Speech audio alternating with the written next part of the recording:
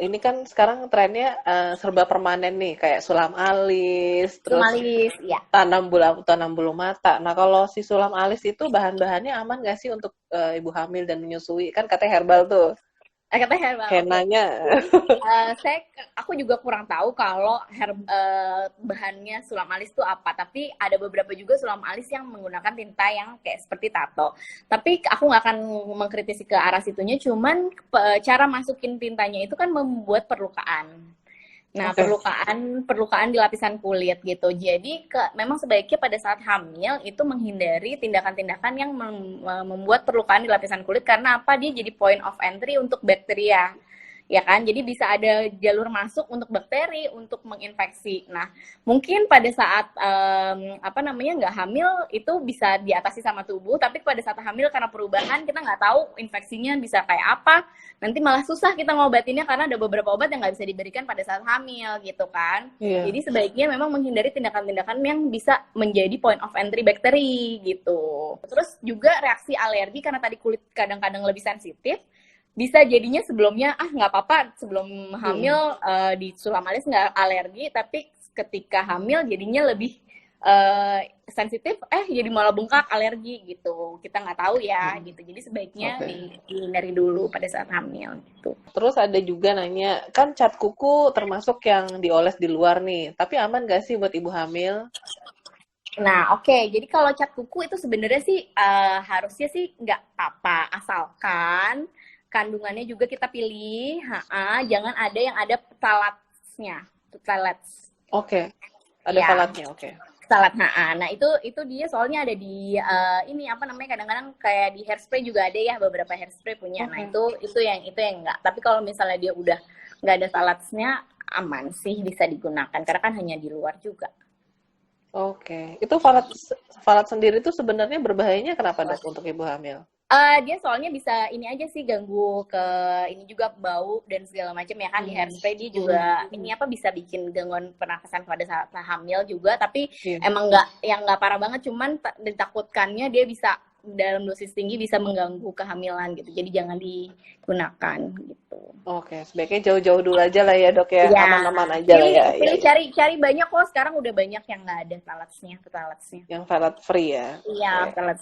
Walaupun masa pandemik tetap aja ada hasrat untuk facial dok, ibu hamil. Oke. Itu aman nggak sih dok? Tapi sekarang sebenarnya udah nggak boleh loh kalau di Jakarta untuk Oh facial. gitu. Iya, Oke. karena Itu di kenapa dok? PSBB itu nggak disarankan ya. Karena kan kalau Hmm. pada saat apa namanya facial itu ada satu pihak yang terbuka, nggak mungkin Iya. facial pakai masker ya kan.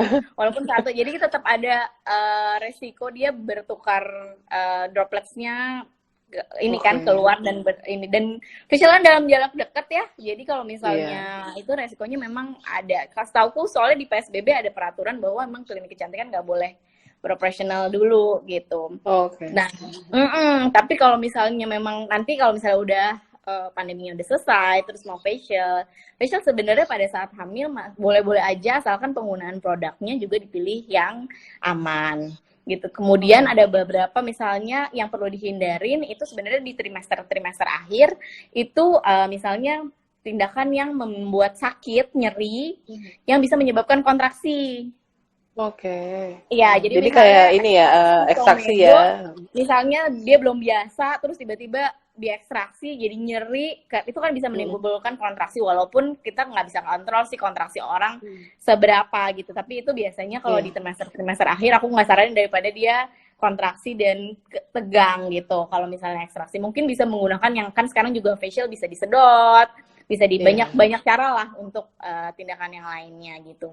Terus ya itu aja sih. Jadi tindakan-tindakan yang mengagetkan itu Hmm. aja yang biasanya dihindari di trimester akhir. Kalau trimester awal-awal itu tinggal produknya aja yang kita gunakan yang sesuai sama yang tidak menimbulkan gangguan pada janinnya gitu. Oke, jadi sebenarnya yang menenangkan ya relax dulu aja ya perawatan Ya, dipilih ya malah nanti ya. malah sebenarnya kalau hamil tuh kan mungkin stres, terus kadang bosen atau apa, facial tuh bisa jadi bentuk ini ya karena dimassage ya kan, Iya, terus udah gitu iya. relaksasi pakai masker gitu. Sebenarnya malah apa namanya buat relaksasi lebih bagus gitu kan. Tapi emang pilihlah itu tadi tindakan-tindakan yang bahan-bahan yang tidak berbahaya untuk janinnya gitu. Oke.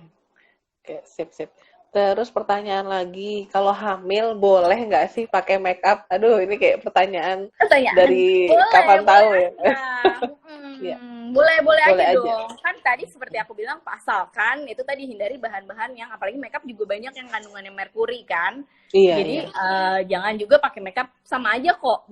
Merkuri makeup yang merkuri juga pas lagi hamil juga nggak boleh ya kan. Jadi Mm-mm, yang mm-mm. lainnya masih boleh dipakai untuk makeup gitu. Malah justru kan kita harus tetap ini ya. Nah, cuman memang pembersihan wajahnya juga harus lebih karena kan tadi mungkin produksi minyaknya emang lebih tinggi, kulitnya jadi lebih gampang berenyak ketika di blok pakai foundation atau apa gitu, yang ditakutkan justru malah jerawatnya jadi malah Iya. teraktivasi gitu. Jadi pilihlah produk-produk menyesuaikan dengan kondisi saat hamil gitu. Jadi mungkin Mm-mm. sebelum hamil kulitnya sangat amat kering, terus kemudian ketika hamil kan jadi berminyak banget. Nah, tetap kita harus pilih sesuai dengan kondisi yang pada saat hamil. Jadi Kondisi. jangan mengacu pada keadaan sebelum hamilnya gitu. Oke, jadi biar jerawatnya makin nggak bikin stres, sebaiknya mungkin pilih yang sesuai nama kondisi kulit Mams. Jadi Kondisi misalnya kalian biasanya berminyak nih, sekarang kok kering ya udah jadi sebelum pakai makeup atau makeup foundation pakai kasih pelembab. moisturizer ya Ya. gitu. Terus pilih juga mungkin base-nya yang oil atau yang water gitu ya, Dok ya mungkin ya. Base-nya iya, pilih yang base-nya. Jadi sesuaiin aja sama jenis kulitnya pada saat itu gitu. Kan lipstick dipakai di atas kulit bibir, tapi deket banget sama mulut.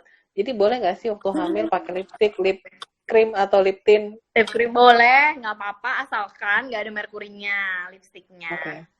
Oke. Ya, Bener nggak sih dok jadi yang kalau lipstick digosok di permukaan emas atau apa terus hitam itu tandanya ada merkurinya atau apa gitu dok? merkurinya, nah sebenarnya itu ada sih pemeriksaan seperti itu ya, gitu. Tapi untuk Hmm. kepastiannya sebenarnya sih yang jelas pakailah lipstick yang mereknya memang udah jelas gitu. Karena kalau Iya, merkuri iya. pasti kalau Badan POM itu dia sebelum untuk mendaftarkan registrasi dia ada pemeriksaan merkuri. Jadi emang nggak boleh Iya. ada merkurinya sama sekali.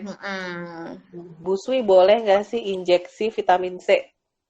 Oke, sebenarnya sih kalau injeksi vitamin C dengan dosis yang masih wajar untuk busui sih tidak ada masalah, dia tidak akan ke ini ya, apa namanya, tidak akan masuk ke air asinya gitu. Tapi make Oke. sure suntikannya benar-benar kandungannya vitamin C murni gitu, tidak ada tambahan yang lain yang ditakutkan misalnya dia ada whitening, dibilangnya infus whitening atau apa pemutih yang ternyata di dalamnya ada steroid atau apanya kan kita nggak tahu. Jadi make sure memang isinya benar-benar pure vitamin, itu tidak masalah sih gitu.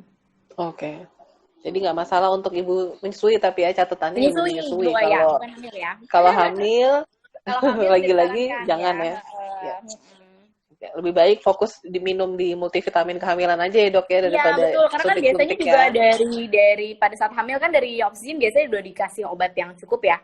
Maksudnya untuk vitamin D, vitamin C biasanya di dalam oral kan udah banyak tuh, udah cukup, nggak Iya, usah ditambahin lagi iya, dengan injeksi. Kan injeksi itu biasanya dilakukan ketika memang dari oral kita udah nggak bisa kejar gitu, iya, baru kita lakukan iya. injeksi. Tapi kalau masih bisa dari konsumsi yang per oral dan yang disarankan itu mendingan dari oral dulu aja.